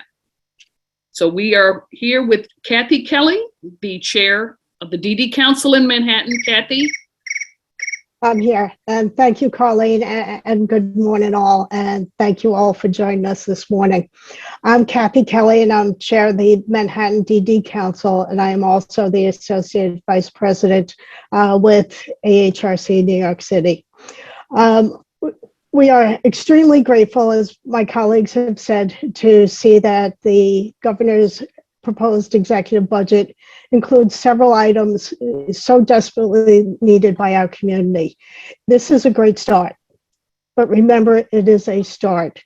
We need to find ways and ensure we find ways to make these changes sustainable going forward. So the 5.4% COLA is a great start. However, we need to make sure that, as in the past, this does not just stop as a one year and done. The governor's budget also emphasizes the vision for New York State to be a leader when it comes to employing people with disabilities, a vision we share and are ready, willing, and able to offer our strong provider experience and expertise in whatever way we can. I'd like to begin with a video from Assemblymember Harvey Epstein. And Assemblymember Epstein is a member of the Committee on People with Disabilities. Hi, this is Assemblymember Harvey Epstein. Really wishing you a good day in your advocacy day. I stand with people with disabilities. As a member of the Committee for People with Disabilities, on the subcommittee on employment with people with disabilities, knowing that you have someone fighting for and with you, whether it's getting resources for education or higher education, money for employment opportunities or housing. This is critical for our state. Someone who's been fighting for employment for people with disabilities and the rights of people with disabilities, know you have an advocate with me. Please reach out if you need anything, and have a great advocacy day. Thank you, Assemblymember Epstein, and thank you to all of our champions and supporters in both the Senate and the Assembly. For those of you who have attended our Manhattan legislative events in the past and our other council events, our next speaker, which will be a video, may be known to you. And Oscar Siegel is someone who very much has volunteered in the past and served as a greeter at many of our council events. So the video from Oscar Siegel.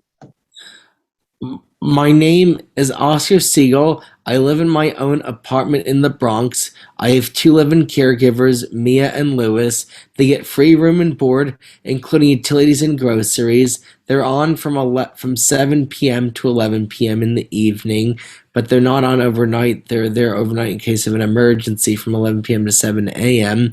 in case anything ever happens in the middle of the night. Marta's been with me since I was 2 months old, and she's still with me now. And David Lieb David's been with me for 14 years. And Marta supports me at Shake Shack Monday, Tuesday, Wednesday, and then she's out in the community with me Thursday, Friday. And David is with me on Saturdays. And I have been working for Shake Shack for 6 years as of September 23rd. And I do peanut butter and jelly sandwich for City Harvest the third Friday of every month. And I am involved with Best Buddies with the Friendship Walk and the Junior Board.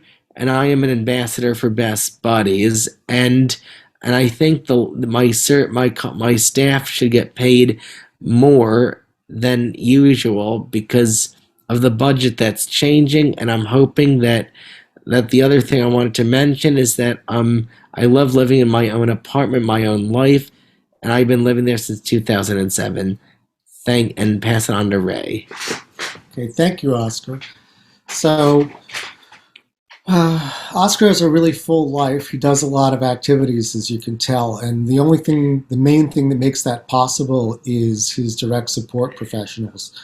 Oscar's had direct support professionals since he was, very, very young, really, 3 or 4 years old. And it's one of the key things for our family to keep everything going is to have qualified, competent people working with Oscar on a continuous basis. It's really hard if somebody is sick or out. It really throws Oscar off because he really likes to have the continuity of working with, in particular, staff. And it's very hard to find staff and retain staff, paying them at the rates that are available to us now. It would make an enormous difference if we're able to actually pay people more money. We have some wonderful people working for us over years. A lot of times, though, wonderful people just can't stay with us because they can't afford it. So I'd really love it if you would consider this when you're thinking about the budget. Thank you, Oscar, for that message. I understand that Senator Cordell Clare is with us, but I'm not sure if she's able to unmute and speak. Do you have that? Great. Thank you and welcome. Thank you. I would like to wait until after I hear from Ms. Smith, if that's okay with you. Absolutely. So, Matt, can you cue up the next video from Abina Smith, who is a mom of a young man with developmental disabilities? My name is Abina Smith, and I'm a parent of a wonderful human being with developmental disabilities. I like to call it differently abled. So my son, his name is Jay, and he's actually a twin. He and his twin brother, they both started out together in early intervention. And at that time, it was assessed that Jay, he needed the use of more services, such as speech therapy, occupational therapy, and physical therapy. Whereas his brother, he only needed speech therapy. And of course, he had the general special education instruction. Along the way, as they aged out at the age of 5, it turns out that his brother was no longer in need of any services. Early intervention did a magnificent job for him, but actually it did a wonderful job for both of them, just in different ways. My other son, he's flourished. He went on after turning age 5, did school, Catholic school education, went through high school and graduated at the age of 17, as a matter of fact. And today, he is a member of the military service. Jay, he also progressed, but he progressed with special services, as I stated before, speech therapy, occupational therapy, and physical therapy. And it had a remarkable result for him. When he turned 21, he graduated from high school. At the time, before he graduated, actually, he was involved with services such as Saturday respite, recreation. He was involved with being able to go to overnight stays and things of that nature. Before he graduated, I took the steps to make sure all his transitional papers were done with OPWDD. And thanks to Manhattan Family Support Services, we were able to get connected with so many other agencies. I signed him up to go to OA camp, and I even signed him up to be able to do overnight weekend stays for if I go on holiday or if there's some sort of emergency or I need medical care, I need to stay at the hospital. All wonderful things. Absolutely love them. But unfortunately, as a lot of us know, the pandemic came along and interrupted our way of life. So now that we're ready to get reacclimated to the way we used to do things again, I will be looking forward to reinitiating Jay being able to go back to some of those services. Some of them, they're not available still anymore right now because the pandemic took them away, and also certain other issues in terms of the people that we need to work and help take care of our special individuals, like my son Jay. And the need for more support and being able to find people that are able to afford to work and take care of people like my son or someone else's son or daughter and so forth. So nonetheless, I'm looking forward to getting started again. I'm really excited. Jay has had his first dose of a COVID vaccine and things are looking up. So I just want to say the main thing about early intervention is that I found is that it definitely works. It worked for both of my sons. It was absolutely a remarkable thing. And it's something to definitely help make assessments, find out exactly where our children need more support and get them to where they are able to function in our society at a much higher level. So thank you for allowing me to share my story about myself and my son, Jay. Thank you, Bina, and thank you for sharing your story with us today. Senator Claire? I don't know if it was good for me to follow Abina. Full disclosure, I admire her and her family so much, and I'm a big fan of Jay's. She forgot to mention he regularly attends community meetings. And I just see how necessary from my own personal experience early intervention is and how important that is. I also have a child who had early needs, and early intervention makes a big difference. And we have to make sure that those services are available for all children and families. We also have to make sure we're paying our workers what they deserve to care for our loved ones and care for our family and provide the support that we need. And also we have to make sure that there's hours, that there's coverage. So I am a supporter of all legislation to help families, to help our children. I know firsthand how necessary it is. And I'm thankful to all of you for organizing this today, for making sure that you keep the issue out there. As a member of the Disabilities Committee in the state legislature, you have an ally and a friend and someone who cares and understands the importance of supporting our families and supporting our workers that work with our individuals. And Oscar, my favorite sandwich in the world is peanut butter and jelly. Thank you, Senator Claire. Thank you, Senator. Thank you, Manhattan. We'll move right along. We want to first acknowledge that Councilmember Gail Brewer is here with us. So glad that you could join us. And we'll move right along to Staten Island. Irene Kavanaugh, our DD Council Chair, is there, I think, with Senator Cusack. Irene, are you with us? Yes, thank you. Thanks. Greetings and thanks to everyone for joining today. Congratulations to Commissioner Neufeld. Good job. Thanks to the legislative leaders present. I'm Irene Kavanaugh, Associate Executive Director at Eden 2 Programs, primarily involved in residential, and the chair of the Staten Island Developmental Disabilities Council. This year, as many of you know, we're celebrating the 50th anniversary of the Willowbrook Decree. I was around when people started coming out of Willowbrook, so this is a very close to my heart type of a subject. While we've made much progress since then, during the past administration, as stated before, the intellectual and developmental disabilities community has been severely underfunded. Residential services have been the most negatively impacted, with development brought to a virtual standstill and the needs of many left unaddressed. People with intellectual and developmental disabilities deserve to know that there will be a place for them in their home community and that their home will meet their changing needs as they grow older.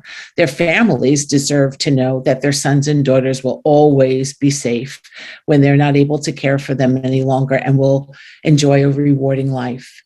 This new administration has proposed increased funding in the 2022-23 executive budget, and we're very appreciative of the recognition of our needs as a field, but sufficient funding of our service system needs to be made consistent and permanent.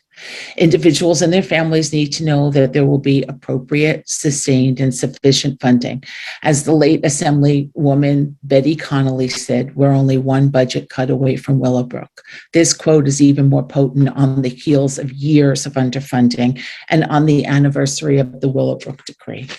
So, as Carlene stated, we have a little change in the in the agenda. We're going to begin.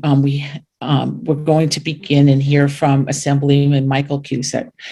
Mike, we thank you for your decades of support to people with developmental disabilities. You're going to be sorely missed, and we wish you all the best. Now to Assemblyman Cusick. Thank you so much, Irene, and thank you to all of you here today. My voice is a little hoarse. I've been talking a lot this week, so I've lost my voice a little bit, but I wanted to make sure that I spoke here today. And thank you for inviting me to speak. As introduced, I'm Assemblyman Mike Cusick from Staten Island, and I want to thank all of you here today that are on this legislative breakfast for Developmental Disabilities Council. I want to thank you for your advocacy. Thank the caretakers, the advocates, the families, and the professionals. Your advocacy and your voices have directly led to incredible things in the state and have led to incredible things in this budget that we haven't seen in past budgets in the last number of years. And it's because of your voices, because of what you do in advocating to myself and my colleagues in the legislature, your hard work that gets things done. And for that, I want to thank you. Speaking of advocacy, I want to thank the Staten Island Developmental Disabilities Council, my friends in Staten Island, who I feel I've served with the last 20 years in office together. No move that I've made in Albany or in the Assembly or at budget time when it dealt with OPWDD issues, developmental disability issues, did I not call my friends at the Staten Island Developmental Disabilities, and their expertise has helped guide me through these years in crafting and working with my colleagues on putting forward budget funding or legislation to help the developmental disabilities community. And that's why it's invaluable. And I want to urge my colleagues in government, in the legislature. I meet with my Staten Island Developmental Disabilities Council. They have a weekly meeting Wednesdays. One of the great things that have come out of the pandemic is these meetings occur on Zoom, and we meet now every Wednesday, whether it's for 5 minutes sometimes or if it's for an hour. We talk about what are the issues that need to be addressed in Albany or on Staten Island, and it's very helpful to me and my colleagues, and it's something that I highly recommend to my colleagues throughout New York City, because it's important to be plugged in to the folks that are on the ground and who are the experts on this and living it every day. And that's what we need, is that experience to bring it with us to the legislature. Throughout my career in the Assembly, I have prioritized disability issues as a longtime member of the then Mental Health Committee that dealt with the developmental disabilities, and as a chair for a long time of the Disabilities Task Force. I am proud of what we have done in the last few years. As it was mentioned, this will be my last term, and it's bittersweet. And one of the things that I promise you is I'm going to try to jam in 20 years in the next 9 months, and work even harder than I have on the issues of developmental disability with you as we approach this budget and we approach the end of session in June. And you have my promise that I will keep fighting to the very end to make sure that we are taking care of our most vulnerable and, most importantly, their families, the folks who take care of them, their advocates, to make sure that people are getting paid the wage that they deserve, making sure that people are getting the education that they deserve, the equity that they deserve. And these are the things that I will, continue fighting for and with you. And that is going to be a great honor for me. As we approach this budget, there are many issues that have been spoken about today, whether it's education or the wages of our workers, or the living opportunities for those with developmental disabilities. One thing that we deal with on Staten Island is the residential facilities and the pressing issue of that, and the shortage and the necessity of housing and residential facilities for people with developmental disabilities. And that is something that we need to increase the access to these facilities. And that is what we will be pushing. We have a great chairman of the Disabilities Committee in Tom Abernathy, and I've been working very hard with Tom on this issue and many others. And we need to increase the accessibility of residential facilities. And we need to ensure that those with developmental disabilities have the best care from the best service providers. If we want to ensure the best care, we must ensure that our service providers are adequately compensated and for the work that they do. And the combination of those two issues are tantamount to the push on the funding for this year's budget. And I just want to say again, as we move forward on this budget, and this is my last budget in the Assembly, it's been a great honor to work with the Staten Island Developmental Disabilities Council, with all of the developmental disability councils throughout the state. I've had the pleasure of working with state organizations throughout my career, and I look forward to working with all of you outside of the Assembly, because this is near and dear to me. It's something that affects my community, and it's something that I know is near and dear to my friends. And whatever I can be helpful, I will. But thank you again for your friendship. Thank you again for your hard work. And thank you for your advocacy for those who cannot be heard, but you are doing it for them. Thanks again. Thank you. Thank you, Assemblyman Cusick. And we thank you for being such a strong partner. You have such a grasp. You've always had such a grasp on all of the issues that affect the intellectual and developmental disabilities population. And You're not going anywhere. We're going to keep calling on you to help. You live around the corner. We're not letting you go. All right.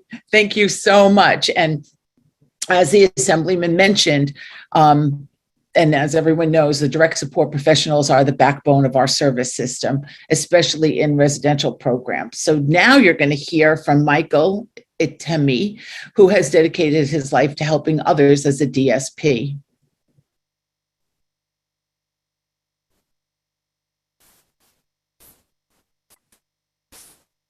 Good morning, everyone. I count it a privilege of great joy and an honor that causes me to tremble. This opportunity to speak about my profession, the job that I love very much. My name is Michael Itemi. I came to America on August 17, 2003, and have been working as a direct support professional on Staten Island for over 13 years now. I love what I do, and I enjoy working with the men and women living in the residences, even though I must work 2 full-time jobs to support my family. Like many of you, I love my family, and I have had many opportunities to build a life here. Building a life with people, friends, and family, it is important. And that is what I love about working with people in their homes, in the residential services in the community. I see people growing and learning, building a life with friends, becoming more independent and enjoying life. It is their home, and though we are direct support professionals, we are like family. It is not always easy. We work no matter the weather, through sickness, through the pandemic. I see dear people getting older and having trouble doing what they used to do easily. We all get older, though. We all have that in common. Therefore, it is so important to have opportunity for people to live in their community and have a place to live, even as they grow old. And we need to support the staff who work with people. They need consistency, a familiar face, people who know and care, people who understand them. Again, we all have this in common. Today, I hope you remember that I, like many of my co-workers, love what we do. We make a difference. We would for you to support us so we can support others.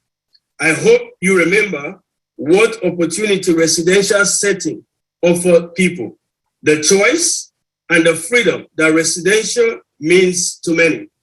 An apartment or a house, a supervised IRA or an ISS. These are not programs. These are homes. Thank you.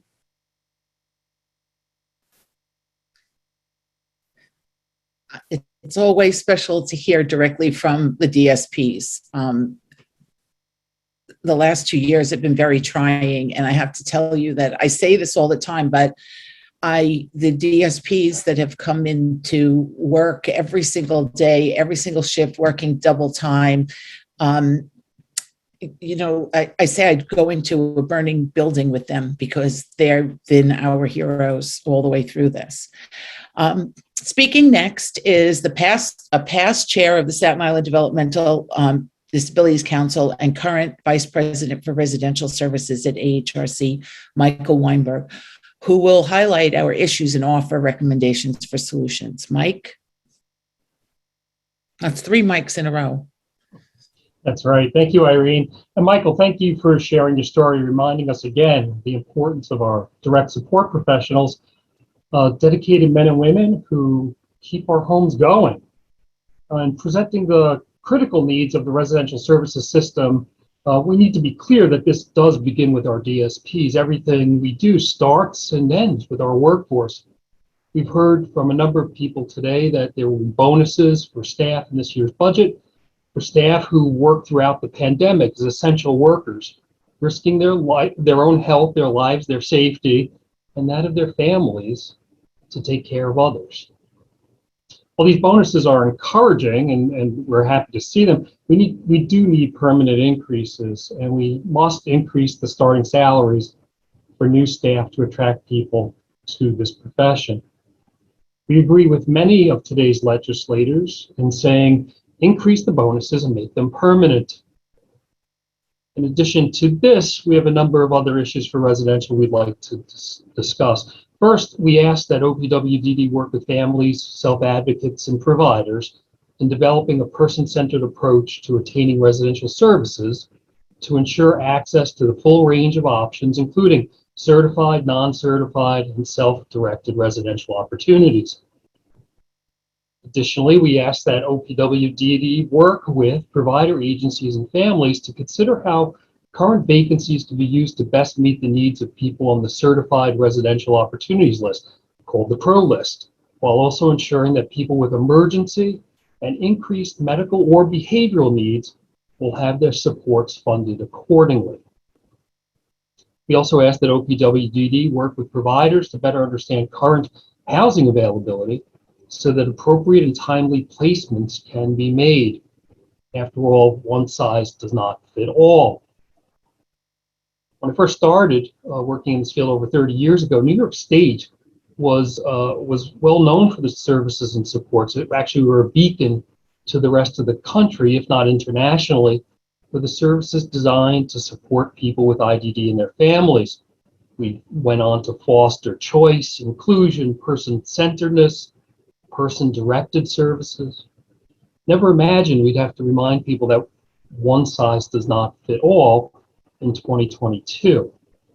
Maybe it's fitting that as we're recognizing the 50th anniversary of the Willowbrook Expose, which does remind us of the horrors that occurred, but also makes us reflect on how much has changed.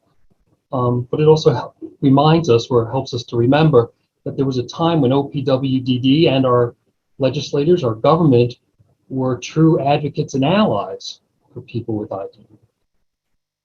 While we are hopeful that this partnership is being renewed, we've heard a lot from people today, after a decade of cuts, the reality is we're still in a crisis, and we must reverse the trend now. After all, it is only fair, it is only right. Our last point this morning, asking that OPWDD begin to prioritize, actually, OPWDD must prioritize people still living at home with aging parents and whose needs surpass their family's ability to safely care for them. Before there's actually a crisis, before there's an emergency. For more on this, let me introduce Donna Long, a parent and seasoned advocate. Thank you.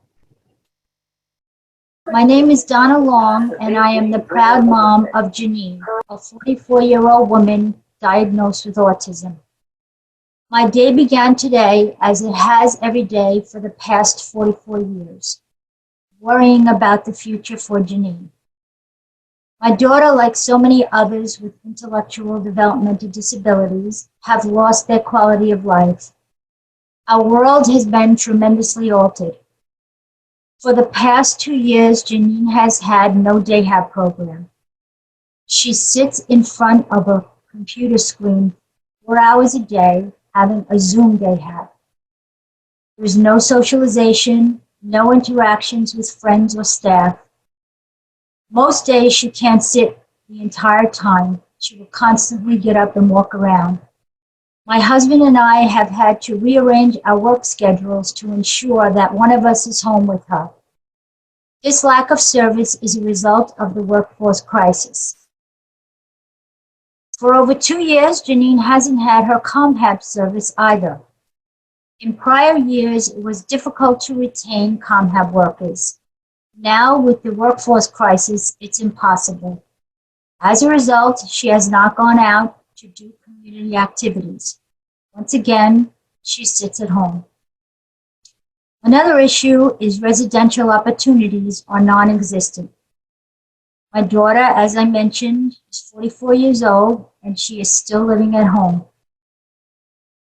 As my husband and I turn 70 this year, we wonder what will happen to Janine. Our ability to support her is not the same as it used to be. Every day we wonder, where will our daughter live? Where will our daughter live when we are no longer here? What supports will be available to her? Will there be a dependable direct support workforce to support our daughter on her journey as she approaches her golden years and beyond? Who will ensure her health, safety, and happiness?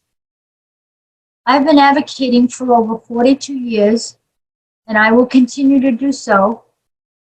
But what struggles will Janine face when I am no longer here? I am so scared, and I know I speak for countless other families who are in the same situation. Our children have been forgotten, ignored, and devalued far too long. It's time to make an investment in their future, and it starts with the workforce. The workforce crisis is relevant to all the lack of services I mentioned before. Our DSPs are critical to the quality of life for our children. They take care of our children, they care about our children, and we need them. While the budget was promising this year, we have to think beyond the budget. We need a long-term investment in the future for our loved ones. We live with chronic sorrow. Chronic sorrow does not mean we do not feel love or pride for our daughter.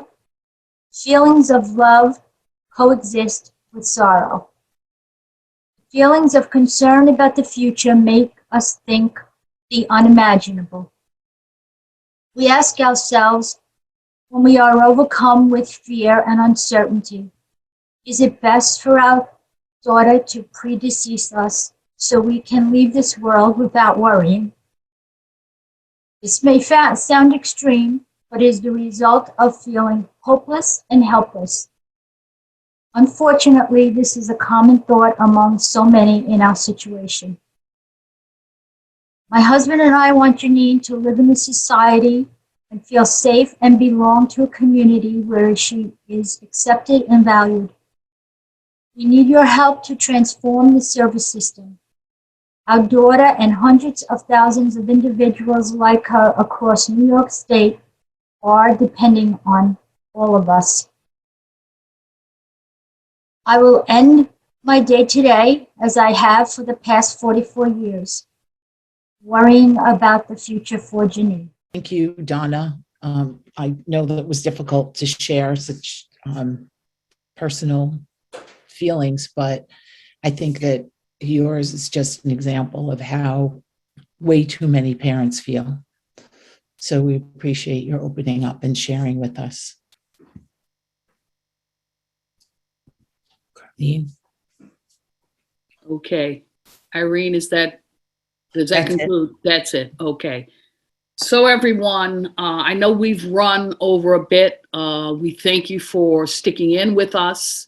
I see the overwhelming majority of you did so. We greatly appreciate it.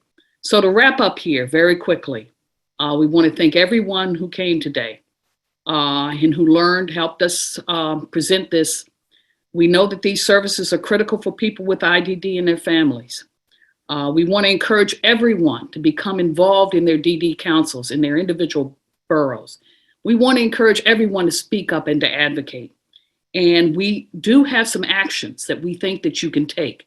We have what we call one-clicks. They're basically one-click communications that you can do over your devices. Some of them you have seen in the chat. If you have not captured it, don't worry.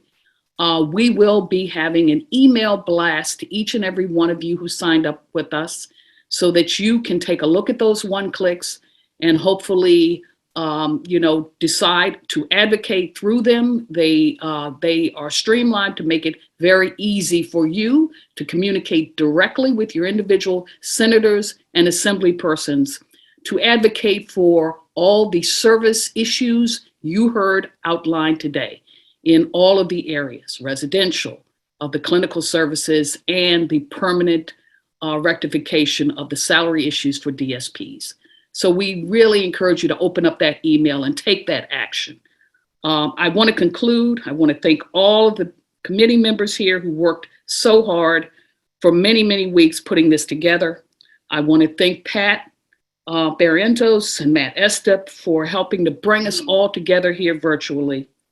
And I would also like to thank all of you again who attended this morning. Let us stop and continue to work together to make a difference in the lives of the people we love with IDD and all the families we serve. Take care, everyone. God bless.